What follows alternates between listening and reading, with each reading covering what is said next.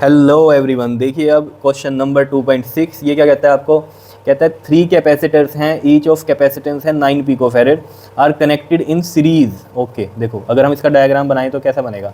Series में आपको पता ही है कैसे बनते हैं। मान लो ये हमने C1 लिया कैपेसिटर, ये C2 और ये C3, ठीक है जी। और इसकी वैल्यू कितनी है 9 पिकोफैरेड है, और इसकी भी कितनी है 9 पिकोफैरेड, और इसकी भी कितनी है 9 पिकोफैरेड है, ठीक है जी। ये कनेक्टेड है किसमें, सीरीज़ में। और टोटल कैपेसिटेंस हमें निकालनी है इसकी। ए पार्ट में अगर देखें तो सिंपल सी कहानी समझो। देखो सीरीज़ में अगर हम कैपेसिटर की बात करते हैं, देखो रेजिस्टेंस के केस तो याद है आपको, जैसे रेजिस्टेंस होते थे, ठीक है। तो ये सीरीज़ में होते थे R1 R2 R3। आप क्या करते थे, R इक्वल टू में R1 plus R2 plus R3, है ना। इसके केस में, रेजिस्टेंस के केस में डायरेक्ट ऐसे होता था, है ना, होता था ना। और अगर ये पैरेलल में होते थे इस तरीके से,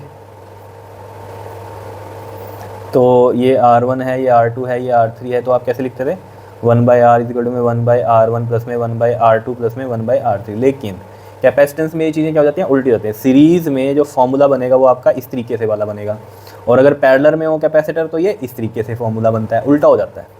देखो जैसे यहाँ पर ये सीरीज़ में है, कैपेसिटेंस किसमें, सीरीज़ में है, तो यहाँ जो इक्विवेलेंट कैपेसिटेंस निकलेगी, टोटल कैपेसिटेंस निकलेगी, वो इस तरीके से निकलेगी 1/C1 plus 1/C2 plus 1/C3।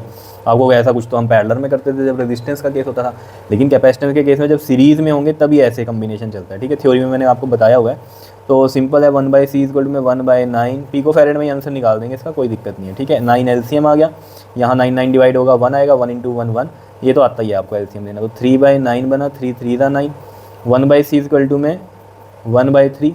So C is equal to में क्या आ जाएगा, क्रॉस मल्टीप्लाई करोगे तो C इज इक्वल टू में आ जाएगा 3 पिकोफैरेड, ठीक है। इसको आप दूसरे तरीके से भी कर सकते थे। यहाँ पर जो कैपेसिटेंस हैं वो क्या है, आइडेंटिकल है। आइडेंटिकल कैपेसिटर्स के अंदर आपको पता है डायरेक्ट फार्मूला क्या होता है, C का बता दो। अगर हम यहाँ इक्विवेलेंट कैपेसिटेंस कर लें इसको, ठीक है।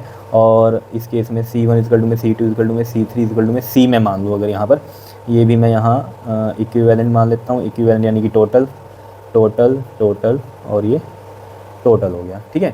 अब मैं आपको बता रहा हूँ कि दूसरा कैसे हम डायरेक्ट कर सकते थे। अगर आइडेंटिकल कैपेसिटर इस तरीके से ना करके हम सिंपल किस तरीके से कर सकते हैं इसको, C/N से, ठीक है। जैसे अगर आपको याद हो पैरेलल में करते थे हम ये चीज़, यहाँ पर अगर आइडेंटिकल कैपेसिटर हो जाए तो R/N करते थे पैरेलल में, ठीक है। लेकिन पैरेलल वाली चीज़ यहाँ किस में होगी, सीरीज़ में, जैसे यहाँ हुई है ये पैरेलल वाली चीज़ थी ना इसकी, और सीरीज़ में ऐसे करनी है कैपेसिटर में।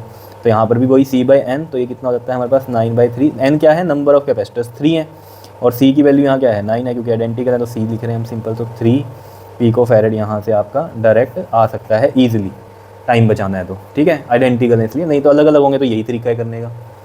बताओ जी, आ गया समझ में, ठीक है। अब देखो जरा इसका जो B पार्ट है, देखो वो मेन है समझने का। कह रहा है इसमें what is the potential difference across each capacitor if the combination is connected to a 120 volt supply. अगर ये सप्लाई, ये मतलब कॉम्बिनेशन मैं 120 वोल्ट सप्लाई से कनेक्ट कर दूँ, ये 120 वोल्ट सप्लाई से, तो कह रहा है what is the potential difference across each capacitor. देखो अब पोटेंशियल निकालना है, यानी कि इसका V1 निकालना है, इसका V2 निकालना है, इसका V3 निकालना है। और वैसे भी आपको पता ही है, तो जैसे हम रेजिस्टेंस वाले में भी आपको पता ही है 10th से, कि सीरीज़ में पोटेंशियल क्या होता है, डिफरेंट होता है। और अगर हम रेजिस्टेंस की केस की बात करें तो वहाँ करंट सेम रहता है। क्या रहता है, करंट सेम रहता है। और करंट का जो फॉर्मूला होता है वो क्या होता है, चार्ज अपॉन में टाइम। अब यहाँ कैपेसिटर के केस में करंट ना लेके हम चार्ज की बात करते हैं, तो वहाँ पर ये चीज़ सही है। सीरीज़ में हो पैरेलल में, जो हम वहाँ कंसेप्ट था ना, हमारा फॉर्मूला अलग अलग होता है।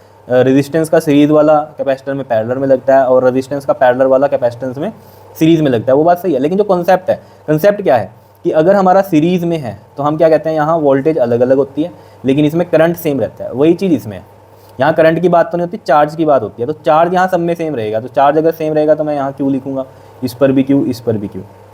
क्लियर है इतनी बात, ठीक है। अब आपको पता है फॉर्मूला क्या होता है, C का Q/V, ठीक है। अब यहाँ पर मुझे चाहिए पोटेंशियल।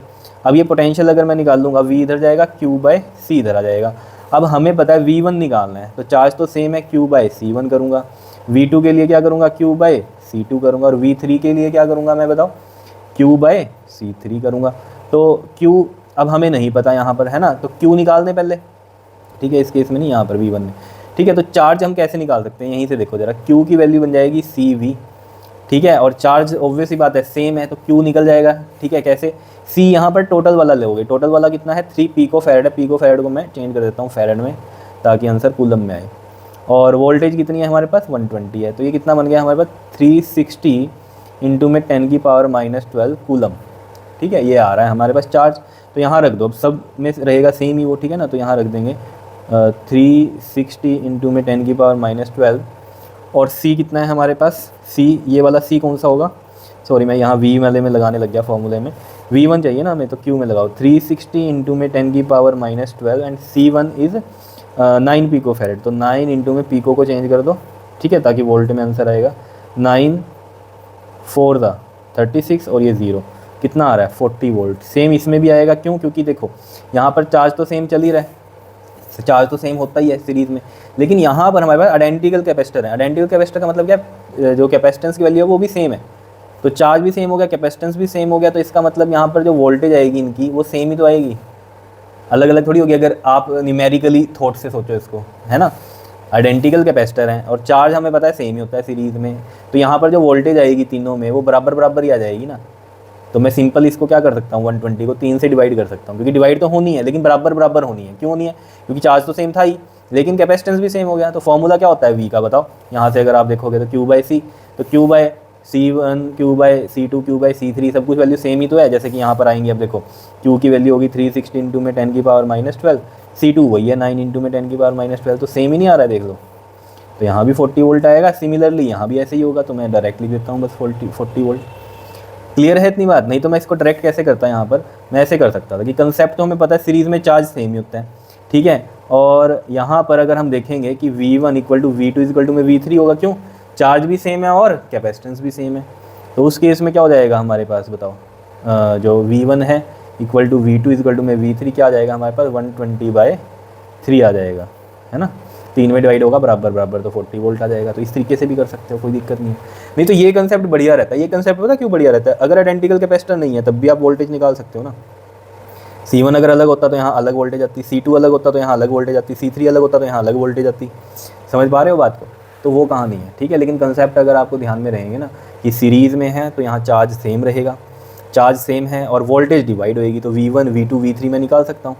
Q/C1 Q/C2 Q/C3, क्योंकि C इक्वल टू Q/V होता है, V इक्वल टू Q/C होता है, तो V1 Q/C1, क्योंकि Q तो सेम ही है ना, तो मैं Q1 Q2 Q3 नहीं लिख रहा हूँ इसको, ठीक है। और C1 C2 C3 यहाँ बाई चांस सेम है कि आइडेंटिकल कैपेसिटर दे रखे हैं, वो अलग भी दे सकता है आपको, तब वोल्टेज कैसे निकलेगी। तो उस तरीके से मैंने आपको समझाया ये, ठीक है, कि आपके पास आइडेंटिकल आए तब भी कर सकते हो और आइडेंटिकल ना हो कैपेसिटेंस तब भी आप कर सकते हो।